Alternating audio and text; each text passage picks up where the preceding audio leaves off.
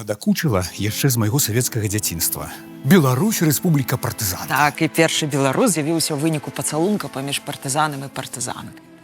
А, ты гэта кінь. У савецкай школе вучылі партызаны, беларускія сыны. За няволю, за кайданы, рэшце гітлерцаў, паганы, каб не ўскрэслі ўвек яны. Я працавала ў Купалаўскім музеі, я ўсё гэта вось памятаю. Пад адхон пушчана амаль 12 тысяч нямецкіх эшелонаў, 2000 танкаў і 200 самалётаў. Так, але мяне заўсёды цікавіла пытанне, што рабілі нямецкія танкі пад Мінскам, калі фронт у гэты час ужо стаяў пад Курскам і пад Масквой, і якім чынам партызаны, напрыклад, маглі збіваць самалёты, пэўна ракетамі, напэўна, нейкімі.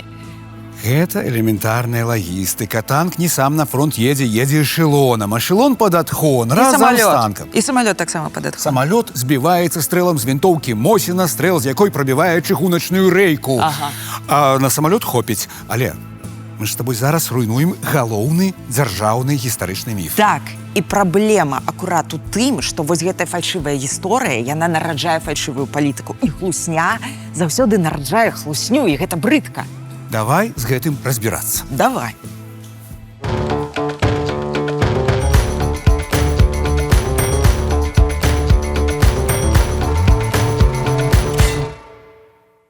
Мы на нешта забыліся. Мы забыліся павітацца. Давай вітацца. З вами Катерина Водоносова. І Васіль Калач. У праграме «Каса на камень» тут размаўляем пра нашу гісторыю. А таксама пра розныя погляды на яе, мужчынскі і жаночы, бо гэта заўжды трохі розная оптыка і дзве розныя гісторыі. Сёння размаўляем пра савецкіх партызанаў. Давай паразмаўляем пра партызанаў, тым больш, што гэта вельмі супярэчлівая тэма, там шмат спрэчных момантаў і пра колькасць партызанаў, і пра ўсеагульны характар барацьбы, і пра той урон, які яны нанеслі фашысцкім захопнікам. І што самае галоўнае, што партызаны нібыта былі такімі анёламі, ахоўнікамі для мясцовага насельніцтва. А кім яны яшчэ маглі быць? Вось табе адзін вельмі паказальны прыклад. Быў такі скульптар, недаўна памёр, Валентин Занковіч. Ён ваяў мемарыял у Хатыні ў Берасцейскай крэпасці. Так вось, ягоных сваякоў з Вілейшчыны па дзядзьку забілі акурат партызаны. Прытым забілі дзяцей. Сяргею было 13 гадоў, ягонай сястры Антаніне 17. І ведаеш за што? За што? За тое, што нават не яны самі, а іх браты вучыліся ў настаўніцкай семінарыі. І ты ў гэта верыш? Ну, канешне, у гэта цяжка паверыць. Хаця мы, насамрэч, ведаем інфармацыю не ад Валентина Занковіча, канешне, а ад ягонага сваяка Анатоля Занковіча, які з'ехаў у Штаты ў свой час, і там проста змог апісаць гэта ў мемуарах. Жыў бы ў Беларусі, маўчаў бы. Ну, маўчаў бы. Як усе маўчалі. Як усе маўчалі пра тое, што партызаны гвалцілі, пілі страшна, пра тое, што яны адбіралі хлеб, жывёлу, з вокнаў фіранкі ў мясцовых здзіралі, пра разгул венерычных хваробаў у партызанскіх атрадах таксама ўсе маўчалі. Іх жа не гестапаўцы зараджалі. Стоп! Давайте паслухаем нашага эксперта. Алеся, давайте паслухаем. Ніхто не спрачаецца з тым, што савецкая партызанка ў Беларусі была. Гэта факт. А вось колькасць партызанаў, эфектыўнасць, а галоўная мэтазгоднасць усяго гэтага агромністы міф. Панамарэнка, начальнік цэнтральнага штабу партызанскага руху ў 44-м годзе налічваў 1 мільён партызанаў на ўсёй акупаванай тэрыторыі СССР. У 80-е гады лічба дарасла амаль да 1,5 мільёнаў. З іх у Беларусі нібыта 374 тысячы. Але ў такую лічбу немагчыма паверыць, бо паспрабуй ты апрані ды ўзброй такую колькасць народу. Ці яны былі без зброі. Але нават калі браць афіцыйныя лічбы, то ў партызаны пайшло менш за 5% беларусаў. Рэальна каля 2, бо ў краіне і Расіі яшчэ менш. І гэта і ёсць усенародная барацьба? А што з эфектыўнасцю? 11 128 знішчаных эшелонаў. Калі падзяліць на ўсе дні нямецкай акупацыі, атрымліваецца прыкладна па 10 эшелонаў на дзень. Крута, праўда? Калі паверыць у гэтую лічбу, то ў немцаў проста не працавала б лагістыка. Ніхто і нішто не даехаў бы да лініі фронту. Шматсоттысячная партызанская армія чамусьці так і не падняла ў Менску паўстання супраць немцаў, як у Варшаве, Празе, Славаччыне Цікава, чаму? Нават падчас аперацыі «Баграцыён» партызаны вызвалілі каля 12 дробных гарадкоў і, здаецца, 3 чыгуначныя станцыі. Насамрэч немцы адтуль проста адступілі. Затое шмат хто з былых партызанаў пасля вайны хуценька знайшоў сабе працу у міліцыі або пачаў рабіць партыйную кар'еру, каб у 60-х напісаць прыгожыя мемуары і выступаць перад піянерамі з гісторыямі пра знішчаныя нямецкія гарнізоны. Нават там, дзе тых гарнізонаў ніколі не было. Что там у тебя? Показывай. Партизанские трофеи. Пэўна, ворожыя мапы, может быть, зброя, может быть, скальпы ворожых гестапаўцаў. Ну, не зусім тут хлеб, тут сало, самогон, Ну, що? Кажух хвои, абрус. А на халеры тебе ў лесе абрус. Придастся А дзе ты яго ўзяў? на хуторы. А людзі табе самі гэта ўсё далі? Я попросил. Папрасіў. А людзям потым як жыць без кажуха, без нічога зімой? А людям трэба змагацца, а не жыць. А давай я табе распавяду одну гісторыю. Яе расказвае ў сваіх мемуарах Ілля Копыл у кнізе «Нябышына вайна». Ён быў дзіцём акурат у гады вайны. І вось у ягоны дом такім жа самым чынам завіталі партызаны. Аддавай хлеб, аддавай самагон, давай боты, і бацьку тады ледзьве не застрэлілі. Вайна ж. Вайна, канешне. А пасля партызаны прыйшлі ў школу, дзе хлопец вучыўся, разграмілі там усё, назвалі дзяцей фашысцкімі ублюдкамі, і больш ён у школу не хадзіў. Час такі. Час такі. А неяк партызаны прыйшлі на танцы, і ў Нябышыне немцаў не было. А прыгожыя дзяўчаты яны былі. І Фаня Пашкевіч была такая, яна адмовілася танчыць з п'яным у дупель байцом. Ён назваў яе сукай і застрэліў. Яго павінны былі пакараць. Ёсць жа вайсковыя статуты. Статуты? Камандзір атраду нехта Мядзведзеў сказаў, што гэта ягоны лепшы кулямётчык і што на вайне страты і ахвяры непазбежны. Вось так. Ну, так. Сярод партызанаў аказаліся вельмі розныя людзі. На першым этапе, у 41-м, гэта салдаты акружэнцы, былыя партыйныя чыноўнікі, байцы НКВД і міліцыі, тыя, каму не было чаго губляць. І куды ісці? Бо яны не мясцовыя. Мясцовых вайсковапалонных, дарэчы, немцы адпускалі па дамах увосень 41-га. І вось сітуацыя. Тутэйшыя людзі цябе не хочуць, бо ўжо наеліся савецкай улады. Сувязі з цэнтрам няма, і ты ў лесе адзін, і са зброяй. Куды пойдзеш? Канешне, за харчамі на бліжэйшы хутар.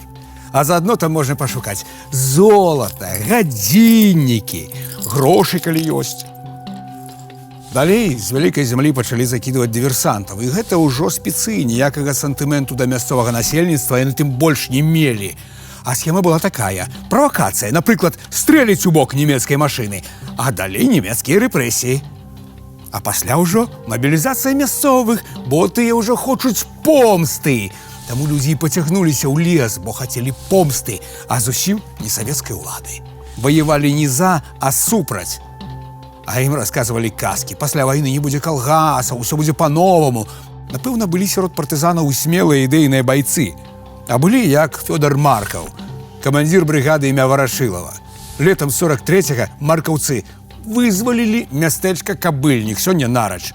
Вызвалілі, то бок спалілі. Сам Маркаў не цураўся страляць сваіх канкурэнтаў у атрадзе, аб'яўляючы іх шпіёнамі.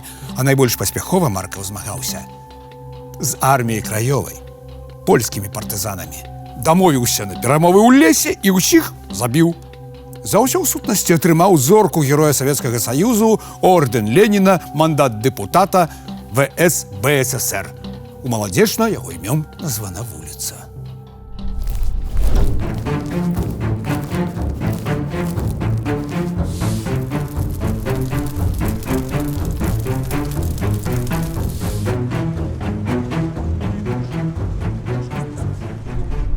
Вера Харужая, Вольга Соломова, Алена Мазанік. Савецкая гісторыя пакінула нам імёны гераічных партызанак і падпольшчыцаў. Але што хаваецца за гэтым фасадам? Гэта лёсы безыменных дзяўчатаў, якія часта не па сваёй волі аказваліся ў партызанскіх атрадах сувязнымі, медыкамі, кухаркамі. Рэдка пішуць пра тое, як у партызанскіх атрадах бушавалі эпідэміі венерычных хваробаў. Дзяўчат нерэдка забівалі свае ж, бо не падзялілі ў мужчынскім калектыве. Камандзіры прызначалі сабе ваенна-палявых жонак. Пра гэта захаваліся скаргі ў штаб партызанскага руху. Чаму замест параненых у Маскву на самалёце эвакуююць цяжарную жонку такога і такога камандзіра? Ад венерычных балячак ратавалі ін'екцыі каровінага малака. Медыкаментаў уже не хапала.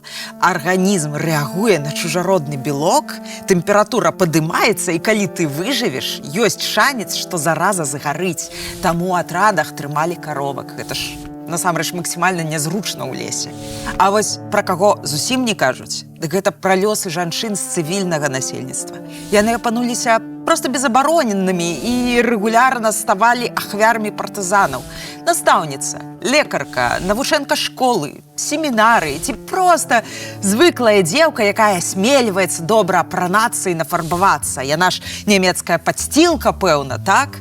Пра гвалты, паборы, забойствы не прынята было казаць. Людзі маўчалі ўвесь пасляваенны час і паміралі разам са сваім болем. А калі ў іх пыталіся пра забітых сваякоў, яны адказвалі: ну, вайна была, і ўсё. Каму ты скажаш праўду? Хто паверыць, што народныя мсціўцы, гэтыя героі, маглі быць горшымі за немцаў? Каму ты раскажаш, што вокліч «мама, партызаны ідуць» у вёсцы? Гэта быў не сігнал радасці, гэта быў сігнал трывогі. Трэба хавацца.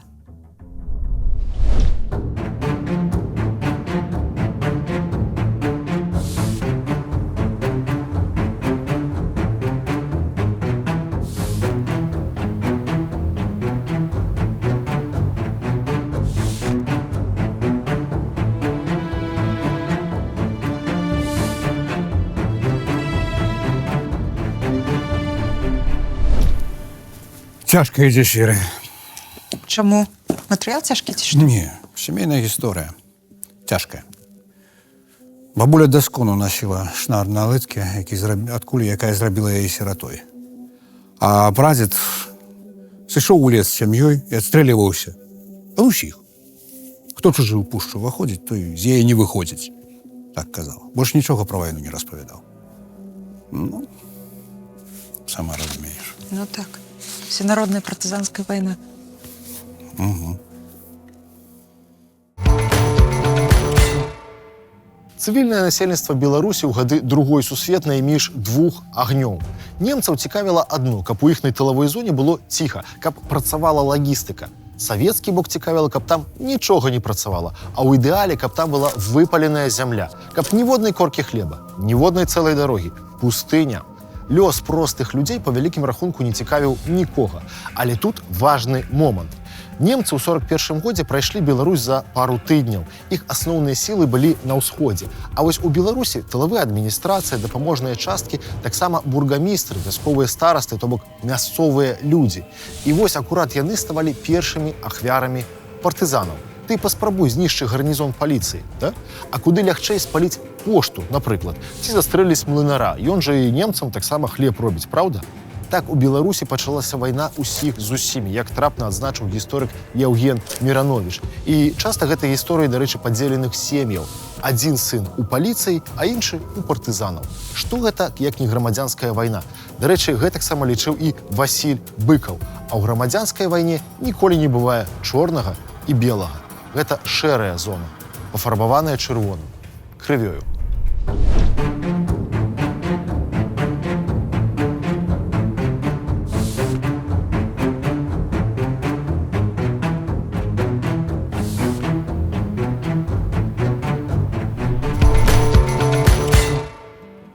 Каць, ну як так атрымалася ўсё гэта, што Беларусь па выніку стала рэспублікай партызанкай? Адкуль гэта? Бо, ну, ведаеш, гэты міф пачаў бадавацца яшчэ ў часы вайны. І вельмі моцна да яго спрычыніўся, дарэчы, Пантелеймон Панамарэнка. Ён быў ягоным архітэктарам, а партызаны былі, па сутнасці, ягонай арміяй. Ну так, і ён яшчэ меўся па выніку замяніць Сталін. Ну так, вельмі Вельмі вялікія. Так, амбіцыі ў яго былі шалёныя проста. І тады ж пачаліся вось гэтыя шалёныя прыпіскі. Калі забілі аднаго немца, запісалі 15, забілі 15, запісалі 50, альбо падарвалі рэйкі дзе-небудзь на тупіковым шляху, дзе нават дрызіна не ходзіць, а справаздачыліся, што пад адхон пусцілі эшалон. Альбо, напрыклад, падарвалі мост, па якім якая-нибудь бабка ганяла карову туды-сюды. І адпісаліся, што вось мы стратэгічнае ўмацаванне падзарвалі. Ну, мост гэта проста вось па Сергею Пісэцкаму. Але ж гэта можна праверыць. Высылаеш эмісара з Масквы і ўсё ў парадку. Так, высылалі эмісару. І эмісары справаздачыліся ў цэнтр пра тое, што, напрыклад, было павальнае п'янства сярод партызанаў, пра тое, што яны дрэнна ваююць, альбо сядзяць у лесе і ходзяць рэгулярна ў вёску па харчы, альбо ўвогуле яны прыходзяць у вёску на пастой, потым сыходзяць з яе, прыходзяць немцы і вёску ўсю спаліваюць. А пасля вайны... А пасля вайны пачаўся вось гэты жанр штабной легенды, калі людзі пад кілішак расказвалі, хто колькі немцаў забіў адной левай рукой, колькі эшалонаў пусціў пад адхон. І вось гэтыя успаміны потым фармаваліся ў мемуары, і гэтыя мемуары выдаваліся шалёнымі тыражамі пры Хрушчове. Там былі 100 тысяч экземпляраў, 200 тысяч экземпляраў. А пасля вайны некаторыя рабілі сабе яшчэ і даведкі, нібы быў у лесе, хаця не меў да гэтага ніякага дачынення. Так, і, уласна кажучы, з гэтай прычыны акурат колькасць партызанаў расла ажно да 80-х гадоў. Я прывяду адзін прыклад. У той же самай вёсцы Нябышына, пра якую я ўжо расказвала сёння, была, згодна мемуарам Тітова, такая брыгада «Жалезняк». І вось гэты Тітоў у сваіх мемуарах расказвае пра тое, што ў Нябышыне двойчы разбілі нямецкі гарнізон. І ведаеш, у чым самы прыкол? У чым? У тым, што ў Нябышыне ніколі не было нямецкага гарнізону. Отак.